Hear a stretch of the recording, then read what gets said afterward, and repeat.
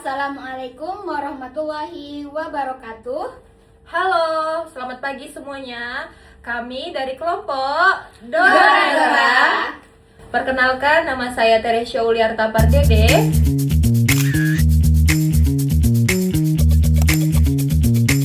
Saya Getruda Salindeho.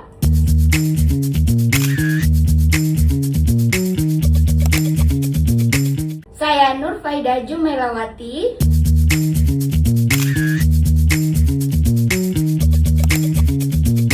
Saya Junika Salsariantari.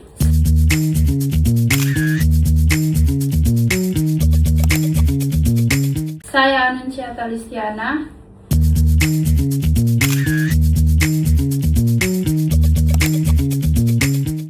Baik, di sini saya sebagai perwakilan kelompok Dora akan menjelaskan sedikit materi serta menampilkan beberapa sedikit video yang bertema ketidakadilan dalam penegakan hukum yang diambil dari sila kelima, yaitu keadilan sosial bagi seluruh rakyat Indonesia.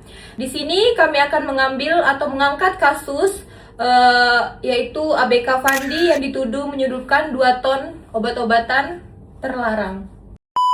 Ada Bapak Presiden, tolong saya. Aku tersesat di negeriku, tapi negara tak mampu menyelamatkanku.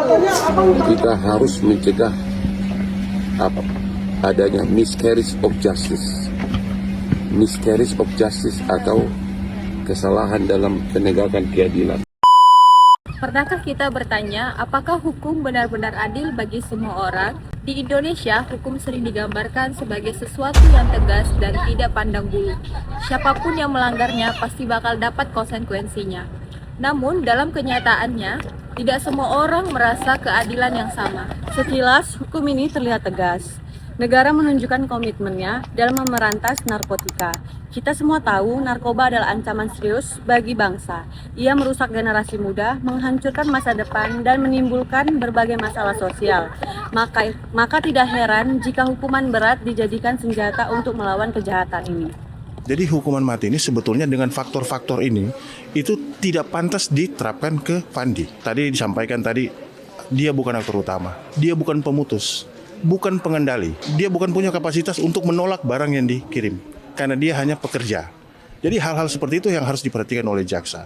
Dan saya berpikiran jaksa ini yang harus kita periksa. Kenapa jaksa ini harus kita perdalam? Karena jaksa ini dia tidak memikirkan hal-hal yang tadi itu, langsung menuntut hukuman mati. Nah, hukuman mati ini itu sama dengan dia memutus mata rantai peredaran narkoba ini. Jadi patut kita curigai, patut kita pertanyakan apa motif jaksa ini menuntut hukuman mati kepada Fandi tanpa memikirkan hal-hal bahwa Fandi ini bukan sebagai aktor utama.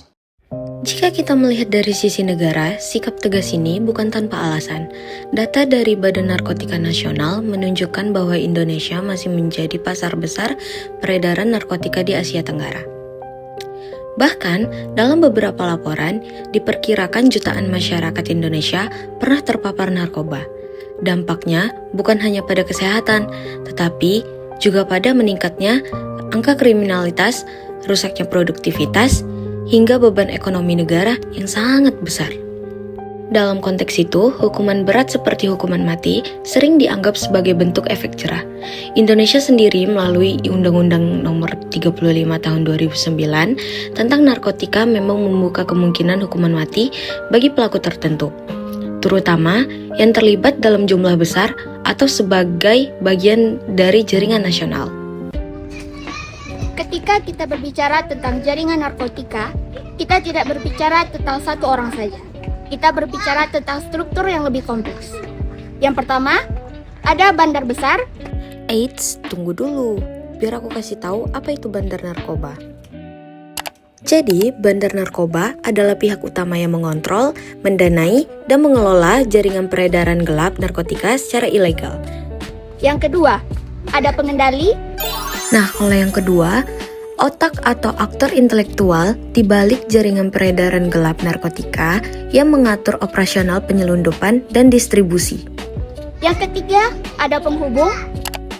Nah, penghubung ini bisa dibilang perantara dalam peredaran gelap narkotika, dapat juga berupa individu maupun metode yang digunakan untuk menyalurkan barang haram dari pengedar ke pengguna. Dan yang keempat ada pelaksana lapangan. Nah, yang terakhir ada pelaksana lapangan, yang dimana pihak yang melakukan pemberantasan atau pencegahan atau aparat atau relawan atau pihak yang terlibat dalam peredaran gelap atau pelaku kriminal.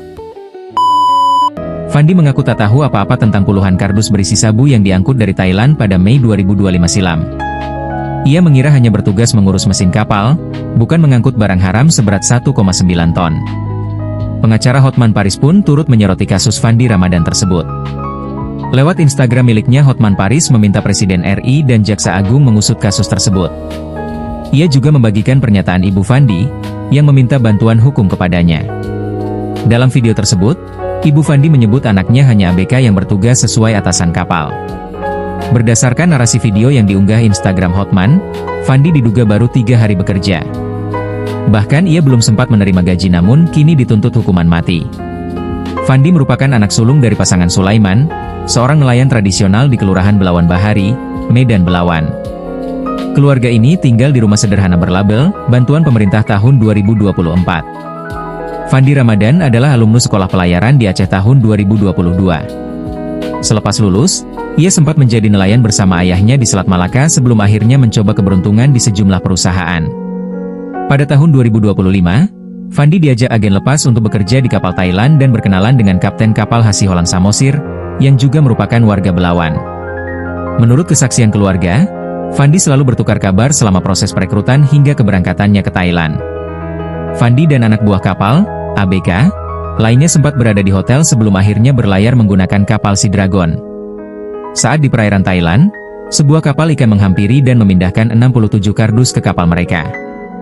Sulaiman menegaskan anaknya sempat curiga dan meminta kapten memeriksa isi kardus tersebut karena khawatir ada bom. Namun kapten disebut meyakinkan awak kapal bahwa isinya adalah uang dan emas. Sebagai anak buah yang tak punya wewenang, Fandi tak bisa berbuat banyak. Kapal Sea Dragon kemudian berlayar menuju Indonesia. Di perairan Karimun, Kepulauan Riau, tim BNN bersama Bea Cukai menghentikan kapal tersebut. Berdasarkan dari hasil yang ditemukan sebanyak 67 kardus yang diangkut, ditemukan 2.000 bungkus plastik kemasan teh Cina merek Guanyinwang warna hijau berisi serbuk kristal sabu seberat 1,9 ton. Dari Sistem Informasi Penelusuran Perkara, SIP, Pengadilan Negeri Batam, Fandi Ramadan diancam pidana dalam Pasal 114 Ayat 2, Jo. Pasal 132 Ayat 1, Undang-Undang Nomor 35 Tahun 2009 tentang Narkotika. Jaksa menilai keterlibatan Fandi dalam sindikat ini layak dijatuhi hukuman pidana mati.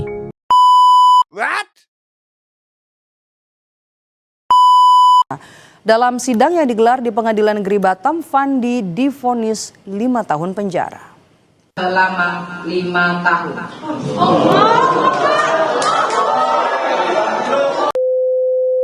Media memberitakan bahwa sekarang Fandi Ramadan dikenakan hukuman penjara selama 5 tahun lamanya.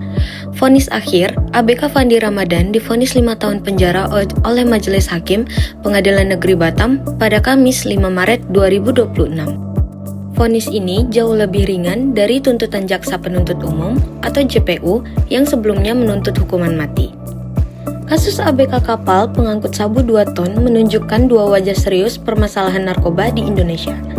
Integritas penegak hukum dan kompleksitas jaringan transnasional, publik berharap proses hukum yang sedang berjalan dapat menghasilkan putusan yang adil, sekaligus mendorong perbaikan sistem pengawasan internal dan strategi pencegahan narkoba yang lebih komprehensif.